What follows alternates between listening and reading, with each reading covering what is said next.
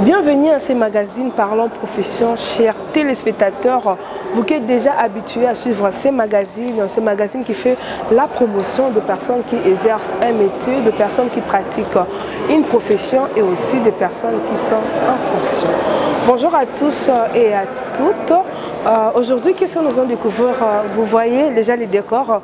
Pour les gens qui savent là où je suis, je vais un peu parler. Je suis aujourd'hui dans la maison de monsieur Papi Mamouana et de service Expo. Je suis à la maison de monsieur Benito Yumbu. Je suis à la maison de monsieur Michel Mapela, journaliste comme moi. Et aussi chez monsieur Bienvenue Mabiala. On va suivre d'abord ces images qui vont nous mettre dans le de savoir pour qu'est-ce qu'on va découvrir avec vous. Ensuite, on se retrouve tout juste après.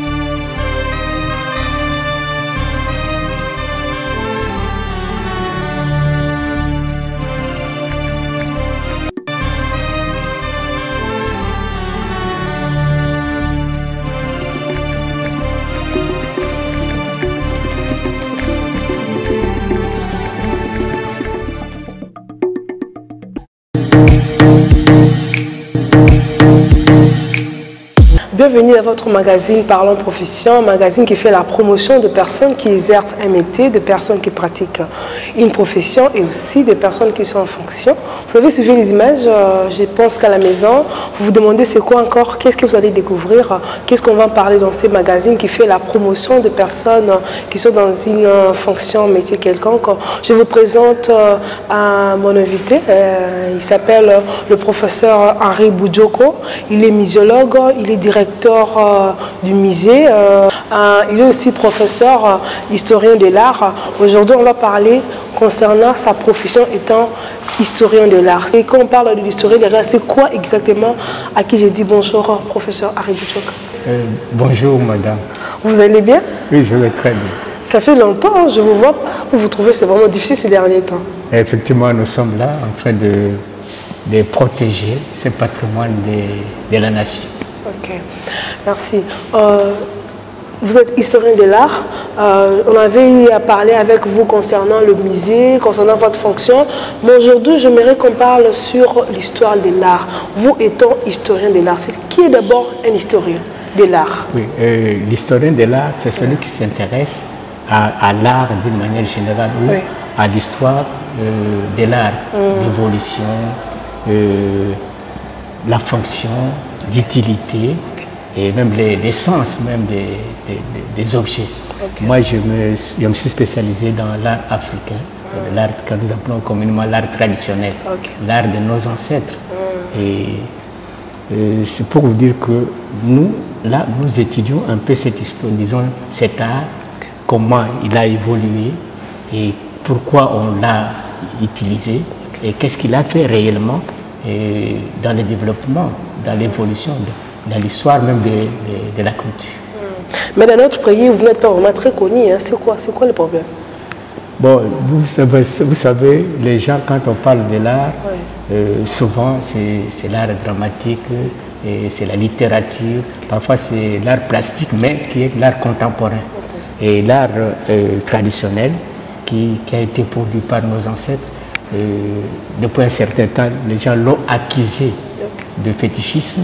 Oui, c'est ça. Les fétiches, tout ça, donc les gens ne s'intéressent pas à ça, alors que c'est ça qui fait maintenant notre vie, c'est là qui fait maintenant la preuve tangible de notre savoir-faire, de notre culture, que nous appelons maintenant patrimoine, qui est l'héritage que nos ancêtres nous ont légué. Okay.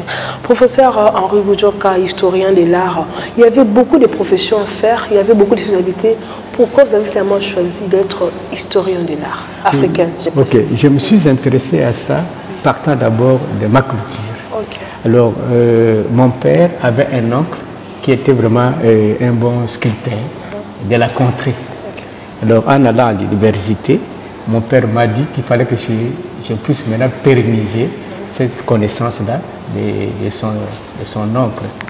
Alors, arrivé à l'université, comme je faisais l'histoire, j'ai trouvé qu'il y avait une section qui est l'histoire de l'art. Et c'est pourquoi j'ai dû opter vers l'histoire de l'art et j'ai découvert beaucoup de choses et disons, dans cette histoire de l'art.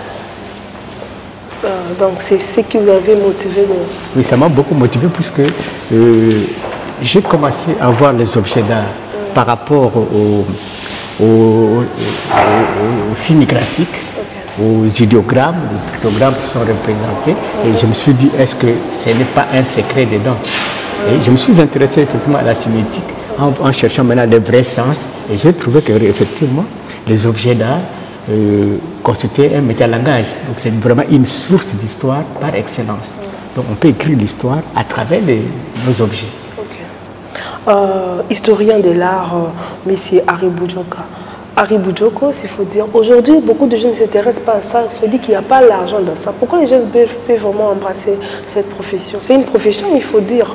Est-ce que les jeunes peuvent vraiment embrasser ça? Est-ce que ça paye? Est-ce qu'il y a de l'avenir dans notre pays avec ce que vous faites? Non, vous savez, ce que je peux dire, est-ce qu'on nous a mal transmis, disons, des connaissances? C'est-à-dire que les gens pensent que pour avoir l'argent, il faut nécessairement que vous alliez travailler quelque part. Il faut faire aussi la politique. Il faut faire la politique. Non, l'argent se cherche à travers, disons, la pensée, à travers les actions et à travers ce qu'on peut faire. C'est-à-dire qu'on cherche maintenant à créer.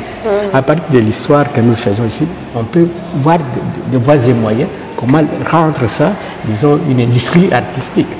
Et comment on peut faire de la promotion tout en voyant les artisans et chercher à les promouvoir, participer dans le développement. Donc, c'est-à-dire que nous prenons ça au départ comme état de base. Et ces bases-là, comment les mouler de telle manière que ce soit quelque chose qui nous amène au développement. Nous, par exemple, quand nous faisons, je prends une œuvre d'art et que je commence à faire une lecture de cela pour montrer que c'est un langage qui est là, qui est caché, c'est-à-dire que je suis en train de vous interpeller quelque part.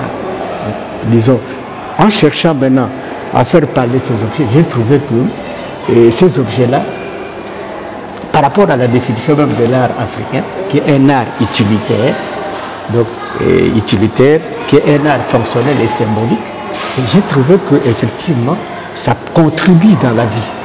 Vous trouvez les objets d'art qui ont servi comme qui ont servi pour la légitimité du pouvoir politique. Nos ancêtres faisaient aussi de la politique, mais ils ont cherché des bases possibles pour s'y rasseoir cette politique de valeur à travers des objets qui montrent réellement que le chef, il a un devoir, le notable a son devoir, mais alors pour le reconnaître à travers cela, il doit tenir certains objets d'art. L'éducation. Nous, on avait, les ancêtres avaient ce qu'on appelle les écoles de sagesse. Mais pour aller apprendre, on vous amène à une initiation. Qu'est-ce qui prouve que vous avez été à l'initiation? Mais là, vous pouvez mettre un masque, vous sortez avec un masque. Donc il y a un langage. Donc ça veut dire qu'il y a aussi l'économie.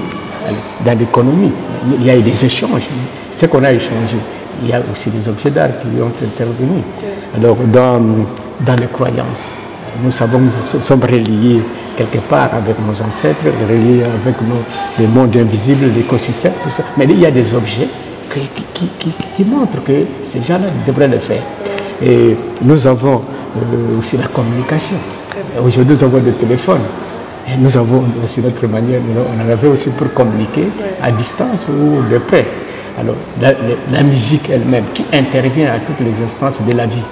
Vous voyez qu'à partir des objets d'art ou de l'art, on commence à avoir notre vie telle qu'il pouvait se faire dans tous les domaines. Parce que quand vous allez étudier dans l'histoire moderne, pour un pays, vous trouvez que toutes ces instances sont là. Et on a utilisé aussi des objets d'art pour la justice, pour trancher certaines affaires.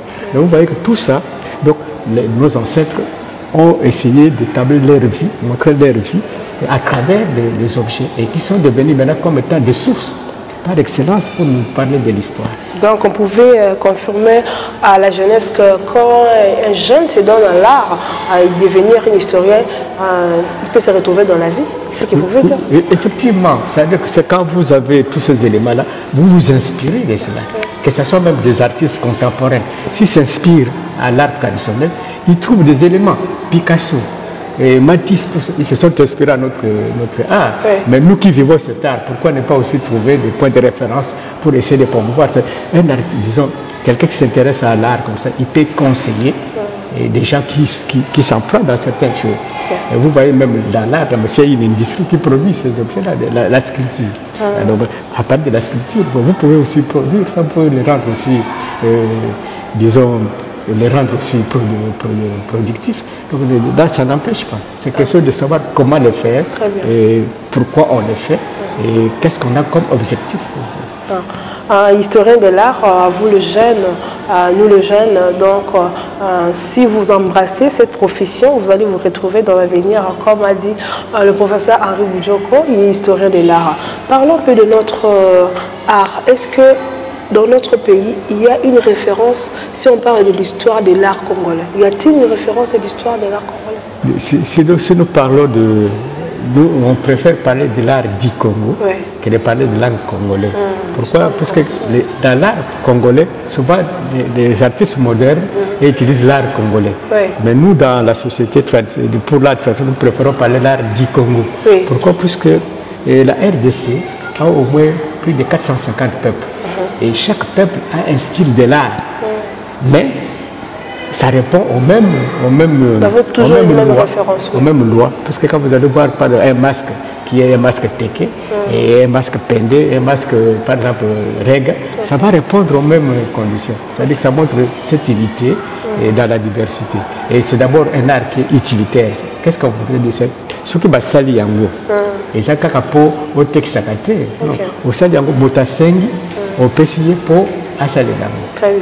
Fonctionnel, yo sikoyo oza mukonzi bopo ba bakoza mukonzi faut senga na bilembo oya ko laksake oza peza mukonzi ara ko pesa yo sikoyo olingi côté sabana o même bango na zamba tout ça il faut ba iba ke mwana na kelingi na zamba betaka ko bima il faut abima na moto bote il faut ala telo ko moko po bisu ba c'est que je représenter esprit moko boy pour ce kalika bo ba mwana to auto kene na mboka sikoyo donc il y avait, disons, une façon de faire pour tout ça. Maintenant, il faut qu'on sache que ce qu'on a produit chez nous n'était pas inutile. Et il y a trop de messages qui sont cachés. Et il y a aussi, c'était aussi comme symbolique. C'est-à-dire que ce qu'on ne dit pas, mais il faut que nous tournions d'abord na batouana et lingue nobanine. Très bien. Et lingue salanine. Donc il ne faut pas le prendre à l'argent parce qu'il y a des serpents et qui pensent que c'est comme le serpent de la Bible qui a amené la souffrance. Non, ce n'est pas ça. Ouais. Donc là, vous voyez que c'est toute une étude, c'est toute une recherche approfondie qu'on peut faire et on peut ressortir les éléments de la culture à travers des objets d'art. Et c'est pourquoi j'ai dit au début que l'art africain, donc c'est un art qui est un métalangage. Ça parle. Ça veut dire qu'à partir de là, vous pouvez retirer certains messages. Je pense que le téléspectateur de ces magazines Parlons Profession, je vous amène toujours à découvrir le professionnel de genre. Vous êtes en train de comprendre qui est un historien de l'art, qu'est-ce que l'histoire du Congo, comme a dit le prof Harry Boujoko, qui est en train d'expliquer vraiment l'art et l'histoire de l'art. Professeur, en vous écoutant, vous avez dit que beaucoup de gens ont peur, c'est lié au fétichisme. Est-ce que vraiment il y a du fétichisme dans l'art? Non, c'est une incompréhension, c'est une idée qu'on nous a imposée et par rapport aux croyances des Occidentaux. Par rapport aux croyances des Occidentaux. Puisque nous, quand nos ancêtres l'ont fait, ils ont fait ces objets, ils n'ont pas fait ça dans ce sens-là que ça soit mauvais. Mais ça pouvait aider, ça complétait leur vie. Mais n'empêche qu'on pouvait le faire aussi pour la croyance. C'est-à-dire que quand les objets, vous le faites pour une croyance, il faut d'autres additions que vous mettez sur l'œuvre pour... Il y a des lois de la nature. C'est-à-dire, je voudrais me protéger. Je dois ajouter quelque chose à cet objet pour qu'il puisse répondre vraiment. C'est comme ça que les gens parlent. Ou soit l'idée qu'on nous a donnée au départ là, de la définition, pas tout ce que les gens ont fait, c'est du fétiche. Il n'y a pas de fétiche dont les Africains n'existent pas. Tu vois, on doit bourrer cette mentalité-là, mais ces objets-là, qu'on a géré de fétichisme, mais pourquoi ça se trouve en Occident? Et pourquoi on ne peut pas nous le remettre comme ça immédiatement? Et pourquoi on a eu de l'argent quand les gens viennent visiter? C'est que là aussi c'est aussi utilitaire. Merci, professeur Harry Boujoko. En parlant avec vous, je suis en train d'apprendre en ce moment parce que c'est l'histoire de l'art. Moi-même, je suis folle amoureuse de l'art. Donc, des fois, on nous traite de tout. Vous avez parlé de quelque chose que j'ai aimé. Vous avez dit pourquoi alors parlons un peu de l'actualité. Récemment, tout le monde qui bat en Belgique, qui d'abord, parlons de cet acte-là. Il s'agit de tant qu'historien de l'art. Bon, au moins, il y a un problème, mais ça, c'est que tout banda ko loba mingi makamba restitution. Oyo babel ba mema ki wana bango moko ba loba ki ke ezali loko na bango ba défili biso yango. Ba défili biso yango. Ce qui signifie que ezali nani ezali kaka ya bango. Mais oyo ya restitution ezali wana te. Alors oyo ya restitution ba memela ki biso beaucoup moko na kati au premier ministre amemaki yango na kati bakombo ya biloko yo esengeli ezunga à peu près 84 000 ezunga do bakombo eza kuna na kati oyo bango tabayaki yawa biso tozomona acte oyo bango bayeko poser que bon c'est que tondimi tozo pot bana bozwaka biloko na biso te so tozwaka côté mais c'est que izake bandimi pezake bazwaka c'est que tikali mosala côté na biso poto kende uzango poko kende uzango to kende kaka ndenge wana te il faut tozala na ba expert il faut toyoka na pe soki tozango kusonga ndenge nini to kumema ngo ndenge nini to kusala nango ndenge nini to tango wapi eza kaka étude moko makasi oyo siko yaki yawa wana etali biso te toyeba ke eza ya kale to eza ya sika wana etali biso te po wana eza ya bango mais biso oyo tokende koluka wana bango bapesi biso nde tokota te oyo boti yawa est-ce que eza ya solo te est-ce que eza mosala tokosala yango ce qu'on appelle comité mixte na bango na biso toyekoli tosali mpe bainventaire toyebi nde tokozwa biloko wana nde ekozonga mosala ezali mosala ezali na bandi bato bacomprendre so toyebi makambo wana parce que tomonaki vraiment na batv na bilili bayeli biso elembo un historien de l'art a précisé biso exactement l'information mais une question est-ce que ceux qui vont restituer biso biloko na biso wana et que ça a toujours le même pouvoir parce qu'avec tous ces temps étant historien de l'art il y aura toujours le même efficacité ou l'originalité ok ceux qui ont toujours le pouvoir wana madame ça isaboy bon na qui sens à pouvoir l'ingolo ba ce que ça sous na bokasi la bokasi oui c'est ça bon au moins il ko ezali dans ndeke za wana za objet d'art pose à bokasi yo moto ndeko pesa ngo bokasi wana très bien biso tango ko zonga wana et perdre ba message ngote et perdre ba message té histoire na biso ezaka la communauté archive la communauté beaucoup donc livre ce côté nango na biso ndeko ko décortiquer message za na kati mais c'est que usage que to utiliser ngo que ekota na société lisusu wana eko sala ma lisusu que toujours sango na mboka baba ndo beta mbunda wana lisusu te awa communauté que tout la kisakasiko tala et continue l'histoire en posant cela il y a encore une question on a posé na musée to mona ba art bobomba kaizalaka est-ce que ba art ezalaka na ba village na oza il y a efficacité quand on venait de parler de l'occasion en Belgique na oza art ça dit le problème est wana c'est que tant que même yango na musée et ça dit net que to longolier musala ya banda kusala mbango oya bara kusala pour to yeko bomba ngo mais tant que ça na mboka bango bazo utiliser yango lisusu ça toujours utilitaire ça toujours fonctionnel ça toujours dans les moko bato bazo sala ngo donc compléter bango na vie na bango ka sikwana damu to zaka pe biloko mususu soko bukena mboka bomoni ke ezo sala la lisusu na mboka to zoka ngote to zoka te pour la dipo yango izo continuer ko sala la bango mais soki za oyo ba sala kango lisusu te boko zongo oya ko bomba.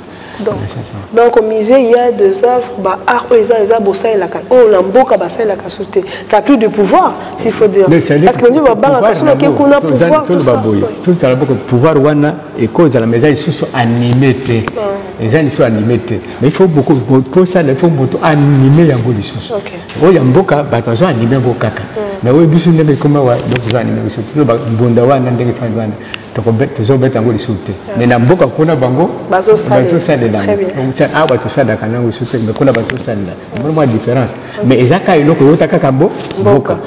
Aux téléspectateurs, je vous rappelle, nous avons eu l'honneur de recevoir le prof Henri Boudjoko. Il est directeur de musée, il est historien, il est sociologue, il a beaucoup de casquettes, il est muséologue, il a beaucoup de casquettes. Voilà pourquoi j'aime parler avec lui, parce que moi, si j'apprends, à travers ce magazine, nous apprenons, nous amenons la population d'apprendre aussi à donner des jeunes, d'embrasser des carrières que vous ne connaissez pas. Vous pouvez aussi devenir une historienne de l'art comme le prof Henri Boudjoka. Oh, sœur, vous êtes historien de l'art dans notre pays. Ça fait déjà combien de temps que vous êtes dans cette profession? Madame, ça veut dire que je suis au musée depuis 1987. Alors, et j'apprends, parce qu'on apprend chaque jour. J'apprends chaque jour, je fais des recherches, j'essaie d'approfondir mes recherches pour voir réellement exactement qu'est-ce qu'un objet d'art africain. Et pourquoi nous devons dire qu'il est réellement, disons, une histoire à faire. Pourquoi il est vraiment une source d'histoire. Étant historien de l'art qui est dans notre pays, quel est votre plus grand souci? Quand vous voyez des historiens, vous au moins vous vous battez qu'on puisse un peu vous connaître, vous êtes historien, mais la plupart ne sont pas connus. Vous étant historien qui a fait beaucoup de temps dans cette profession, quel est votre plus grand rêve pour les historiens qui évoluent en Afrique, précisément en République démocratique du Congo? Mon grand rêve, comme quand j'étais au musée, j'ai rêvé laisser au pays un grand musée. Très bien. Un grand musée, et ce musée-là ne pouvait avoir qu'une vision africaine. C'est-à-dire, et c'est ce que j'ai fait, c'est-à-dire que quand vous visitez les musées, dès que vous voyez les thèmes d'une manière générale, vous pouvez vous-même commencer à vous poser des questions et à réfléchir sur votre culture, à prendre votre culture comme référence. Et c'était ça mon grand rêve. Et aujourd'hui, mon grand rêve, c'est quoi? C'est que nous devons maintenant partir de ça pour faire maintenant ce qu'on appelle des industries culturelles. Très bien. Des industries culturelles pour faire maintenant qu'on rapporte quelque chose, qu'on contribue dans le développement du pays. Ok, je pense que les autorités ont écouté votre rêve. Ils peuvent venir pour vous accompagner à réaliser ces rêves-là. Oui, effectivement, on ne réalise pas un rêve si grandiose que celui-ci seul. On se fait toujours accompagner. et accompagner pour le moment, l'unique espoir, c'est s'accompagner des jeunes et leur apprendre, leur dire ce qu'il y a et leur pousser surtout à s'approprier de cette culture et à être fiers de leur identité et à chercher à découvrir pourquoi leurs ancêtres ont fait ce génie créateur et comment ils peuvent maintenant s'en approprier pour relever certains défis. Il y en a combien? Comment nous pouvons nous employer? Surtout aujourd'hui, nous cherchons des voies et moyens pour être nous-mêmes et nous développer sur nos bases propres à nous. On a trop attendu de l'extérieur et on nous engouffre davantage. Maintenant, comment devons-nous relever par nous-mêmes? Il faut toujours avoir des racines. Et les racines, c'est quoi? C'est sa culture, c'est son identité. Merci, nous sommes aux vacances. Qu'est-ce que vous pouvez dire aux parents, aux professeurs? Parce que vous avez dit, nous devons découvrir de l'art. Vous êtes directeur du musée. Quel est le message que vous pouvez lancer à travers ce magazine? Oui, comme nous sommes pendant les vacances, je sais que pendant les vacances, on amène les enfants à des excursions, à des divertissements. Il faudra amener aussi, il faut que les enfants viennent au musée découvrir leur propre histoire, découvrir leur identité, découvrir leur culture et s'interroger plus sur leurs ancêtres, leurs grands-parents. Qu'est-ce que leurs grands-parents, leurs arrière-parents ou leurs aïeux ont fait et qu'on ne nous dise pas qu'ils n'ont rien fait. Qu'est-ce qu'ils ont posé comme base et pour qu'ils puissent maintenant se développer par eux-mêmes. Comment ils se sont empris par rapport aux grands problèmes qui se présentent. Vous voyez, la référence qu'on peut prendre, c'est quand il y a la Covid. Nous sommes retournés, nous tous, à la nature. Vous voyez, c'est montrer déjà cet éveil-là que nous cherchons dans tout le qu'on dise, bon, je suis responsable, donc mon pays, je dois aussi voir à quel niveau que je peux contribuer pour le développement de mon pays. Merci à tous les téléspectateurs de ce magazine Parlons Profession. Nous sommes vraiment arrivés à la fin de ce magazine. Je vous rappelle que nous avons eu l'honneur de recevoir le professeur Henri Boudjoko, qui est directeur du Musée national. Aujourd'hui, nous avons eu l'honneur de parler concernant sa profession étant historien de l'art. Vous avez écouté, vous avez aimé, il faut aimer de l'art, il faut aimer votre histoire, il faut venir découvrir. Qu'est-ce qu'on venir à travers votre passage à ce magazine Parlons Profession, professeur? Oui, j'encourage de telles initiatives. Puisque vous savez que nous, les musées, effectivement, nous devons travailler avec les médias et pour faire la promotion, la propagande, ou même sensibiliser sur ce qui est culturel. Parce que la culture, c'est ça la base de tout. Et il n'y a pas de développement sans culture. Comme on dit, il n'y a pas de peuple sans culture. Comme il n'y a pas de peuple sans culture, aussi, ces peuples doivent se servir de cette culture-là pour aller de l'avant, pour relever certains défis du moment. Okay. La visite est gratuite pour les gens qui veulent venir visiter le musée. Vous avez dit qu'on va découvrir les arts. C'est gratuit pour les enfants? Nous avons essayé d'étudier dans ce sens que puisque le musée est accessible à tous. Alors c'est pour le public. Nous avons dit, bon, les parents s'ils viennent avec leurs enfants, l'enfant peut payer 2000 francs et l'adulte peut payer 3000 francs. Et vous voyez, c'est pour donner l'accès à tout le monde. En principe, on pouvait faire en sorte que ça soit gratuit, mais il faut chercher comment aussi avoir quelque chose pour acheter des produits, comment entretenir les hommes. Nous les entretenons, donc c'est comme nous, que s'ils sont tous super malades, ils peuvent être attaqués, mais il faut trouver un peu de moyens pour le faire. C'est pourquoi vous voyez qu'en principe, on ne s'intéresse pas tellement au livre, mais il faut en avoir quand même pour résoudre certains problèmes. Merci, professeur, pour votre disponibilité et puis donner la matière à la population. Merci à vous tous. Je pense que ce n'est pas la dernière fois. Je vais revenir encore. On va parler maintenant de votre professeur comme étant muséologue, parce qu'on a parlé avec vous. On va continuer parce qu'on doit apprendre avec vous. On doit profiter de votre intelligence.